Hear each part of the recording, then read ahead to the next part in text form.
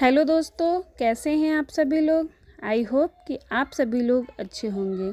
दोस्तों, आज मैं आप लोगों के लिए हिंदी के प्रमुख साहित्य सूर्यकांत त्रिपाठी निराला जी का जीवन परिचय लेकर आई हूँ।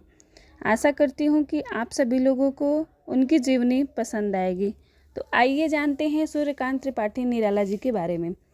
सूर्यकांत त्रिपाठी निराला जी हिंदी साहित्य के छायावाद के प्रमुख 4 स्तंभों में से एक थे, अर्थात वे साहित्य के महत्वपूर्ण छायावादी कवि थे। वे एक लेखक, कहानीकार, कवि, उपन्यासकार, निबंधकार एवं संपादक थे, परंतु वे अपनी कविताओं के कारण अत्यंत लोकप्रिय हुए। उन्होंने कई रेखा चित्र भी बनाए। सूर्यकांत त्रिपाठी निराला को प्रगतिवाद, प्रयोगवाद और नई काव्य का जनक माना जाता है। इनका जन्म 21 फरवरी 1899 को बंगाल की महिसादल रियासत जिला मेदिनीपुर में हुआ। इनके पिता पंडित राम सहाय मूल रूप से गांव गढ़कोला, जिला उन्नाव, उत्तर प्रदेश के रहने वाले थे और महिसादल, बंगाल में सिपाही की नौकरी करते थे। 3 वर्ष की आयु में उनकी मां की मृत्यु हो गई और 20 वर्ष के होते होते पिता का भी देहांत हो गया। उनकी प्रारंभिक शिक्षा महिसादल गांव से बंगाली माध्यम से हुई। यहीं से उन्होंने हाई स्कूल की परीक्षा पास की। इसके बाद उन्होंने घर पर ही संस्कृत, हिंदी, अंग्रेजी साहित्य का अध्ययन किया। कुछ समय बाद वे अपने पैतृक गांव गढ़कोला, उन्नाव आ गए। 15 वर्ष की अल्प आयु में निराला का विवाह मनोहरा देवी से हो गया। उनकी पत्नी के प्रेरणा से ही वे हिंदी कविताएं लिखने लगे, लेकिन 20 वर्ष की आयु में उनकी पत्नी की भी मृत्यु हो गई। सूर्यकांत त्रिपाठी निराला जी ने पहली नौकरी 1918 में महिसादल राज्य में की। यहाँ उन्होंने 1922 तक कार्य किया। 1922 से उन्होंने संपादन का कार्य किया। सर्वप्रथम उन्होंने कोलकाता से प्रकाशित समन्वय का संपादन किया। इसके बाद में 1923 से मतवाला के संपादक मंडल में कार्य किया। इसके बाद उनकी नियुक्ति लखनऊ में गंगा पुस्तकमाला कार्यालय में हुई, जहां वे 1935 तक संस्था की मासिक पत्रिका सुधा से संबद्ध रहे। 1935 से 1940 तक वे लखनऊ में ही रहे तथा यहां रहकर उन्होंने स्वतंत्र लेखन का कार्य किया। सूर्यकांत त्रिपाठी निराला जी ने अनेक कविताओं, निबंध, उपन्यास एवं कहानी की रचना की। 1920 में उनकी पहली कविता जन्मभूमि उस समय की प्रभा नामक पत्रिका में प्रकाशित हुई।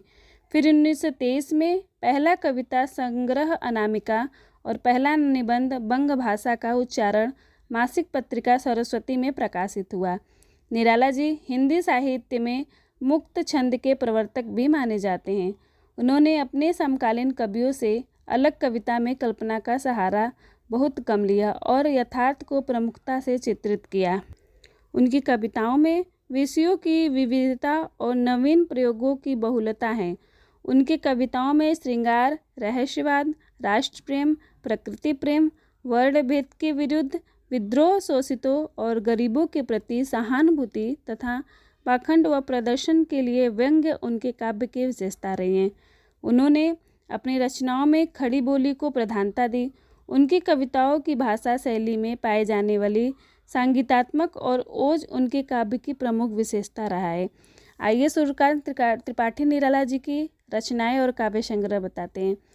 अनामिका सन 1923, परमिल 1930, गीतिका 1936, अनामिका द्वितीय, तुलसीदास 1939, कुकुरमुत्ता 1942, अड़िमा 1943, बेला 1946, नई पत्ते 1946, अर्चना 1950, आराधना 1953, गीतकुंज 1954 तथा सांध्य काकली, अपरा संचयन आदि इनकी प्रमुख काव्य संग्रह है तथा अप्सरा, अलका, प्रभावती, निरूपमा, कुल्ली भाट, चोटी की पकड़, काले कारनामे, चमेली आदि ऐसे कई प्रमुख उपन्यास हैं। निबंध उनके जो कि रविंद्र कविता कानन 1929 में, प्रबंध प्रतिमा 1940 तथा प्रबंध पद्मा 1934 और चाबुक चयन संग्रह 1942 और 1963 में था। कहानी संग्रह इनकी लिली, सखी, सुकुल की बीबी, चतुरी चमार, देवी आदि ऐसी इनकी कई प्रमुख कहानी संग्रह है। सूर्यकांत त्रिपाठी निराला जी को उनके मरणोपरांत भारत का प्रतिष्ठित सम्मान पद्म भूषण से सम्मानित किया गया था। और सूर्यकांत त्रिपाठी निराला जी के जीवन का अंतिम समय की अवस्था के कारण प्रयागराज के दारागंज मोहल्ले में एक छोटे से कमरे में बीता था।